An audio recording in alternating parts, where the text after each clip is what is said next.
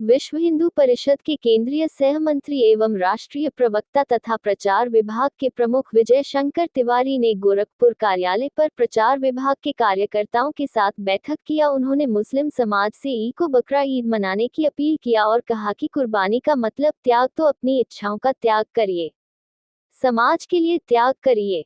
करुण पशुओं के रक्त से कीजिए जल प्रदूषण एवं उनके अपशिष्ट से वातावरण में प्रदूषण बढ़ रहा है, इसे रोकिए। इस्लामवादियों का एक बड़ा त्योहार बकरीद भी बोल देते हैं और ईद उल अजहा ऐसा करके बोलते हैं, और हर वर्ष करोड़ों पशुओं की हत्या इस दिन की जाती है। उसमें बकरी भी होती है, बकरा भी होता है, भेड़ भी होती है, भैंस भी होती है और गाय भी होती है। और ये वर्षों से हम ये परंपरा देखते आ रहे होंगे, और त्योहार के नाम पर इतनी हत्याएं देश में पशुओं की होती हैं। करोड़ों लीटर रक्त नालियों में बह करके जल स्रोतों तक पहुंचता है, बड़ा प्रदूषण का ये कारण बनता है। उनकी खाल सड़ती रहती है, इस प्रकार से बड़ा प्रदूषण फैलता है। ये हम सब लोगों को ध्यान दें। विश्व हिंदू परिषद ने इस बार मुस्लिम समाज से कहा है कि कुर्बानी के त्योहार है, आप लोग बोलते हैं, तो कुर्बानी का मतलब ये है त्याग करना। तो आप प्रिय वस्तुओं का त्याग करिए, आप असहायों की सहायता करिए, आप दीनों की सहायता करिए, आप गरीबों की सहायता करिए और इको फ्रेंडली ईद मनाइए।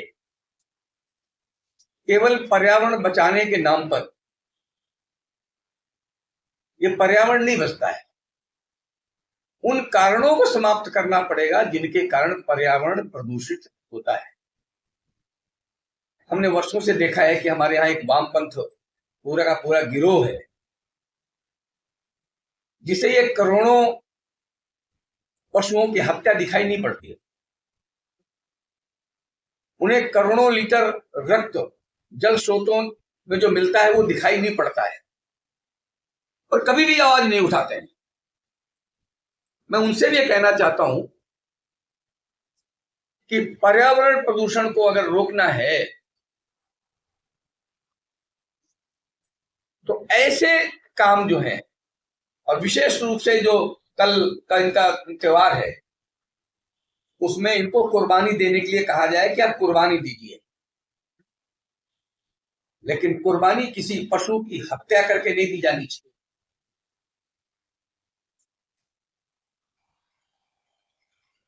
हमने तो ये भी कहा कि आप काटना है तो फल काटिए। तो इस प्रकार से आज कल के अवसर पर उनसे अपील हमारी यही है कि इको फ्रेंडली ईद मनाएं और पशुओं की हत्या न करें। पर्यावरण प्रदूषण होने से भी बच जाएगा और आपकी मान्यता भी। जैसा इन लोग का ये मानना है कि ये परंपरा में ही है, इस तरह से इनकी परंपरा रही है। ये पशु की हत्या इस्लाम का अनिवार्य अंग नहीं है, इनकी शरीयत में नहीं है। इनके जो पांथिक ग्रंथ हैं उनमें कहीं भी इस प्रकार का नहीं है, और इसलिए क्योंकि ये इस्लामिक उनके ग्रंथ में नहीं है तो इसको छोड़ भी सकते हैं। लेकिन भारत का इस्लाम, भारत के मुसलमान, उनके मानस को बार बार भड़काया जाता है, उनके मानस को बार बार आक्रोशित किया जाता है, हिंदू विरोधी बनाया जाता है। गाय के लिए तो उनके यहाँ कहा गया है कि गाय का दूध तो शफा है, औषधि है, इसके बाद भी गाय की हत्या क्यों होती है? तो जो डबल स्टैंडर्ड मानसिकता है इनकी, वो उनको छोड़ना पड़ेगा। और कुर्बानी, जैसा हमने पहले भी कहा है कि त्याग का विषय है, तो त्याग करिए ना, अपनी सुविधाओं का त्याग करिए। और गरीबों के बीच में जाकर के उनकी सहायता करिए,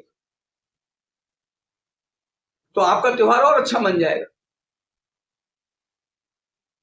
गाय को राष्ट्रमाता घोषित करने के लिए एक मुहिम चलाया जा रहा है, उस पर क्या कहना चाहेंगे आप?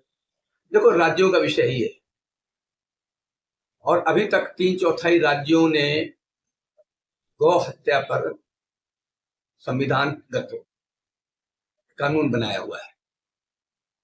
हम ये कहना चाहते हैं कि जिन राज्यों ने नहीं बनाया है उन राज्यों को बनाना चाहिए,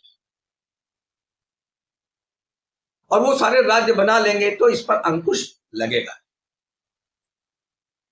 कई बार एक अफवाह फैलाई जाती है कि इन प्रदेशों, ये प्रदेश तो यहाँ पर गौवध बंदी है, तो गाय की यहाँ पर स्लॉटर हाउसेज हैं, वहां गाय हत्याएं होती हैं। कर ही नहीं सकते हैं। बहुत सारे राज्यों में गौ हत्या आप कर ही नहीं सकते हैं, स्लॉटर में जाकर भी नहीं कर सकते हैं।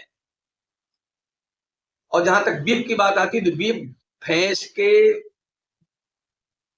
जो उसका मांस होता है उसको भी बीफ बोलते हैं, लेकिन बीफ के नाम पर भड़काया जाता है। इसलिए संविधानगत राज्यों को इस पर कानून बनाना चाहिए। कल भी हमारी यही मांग थी, आज भी यही मांग है।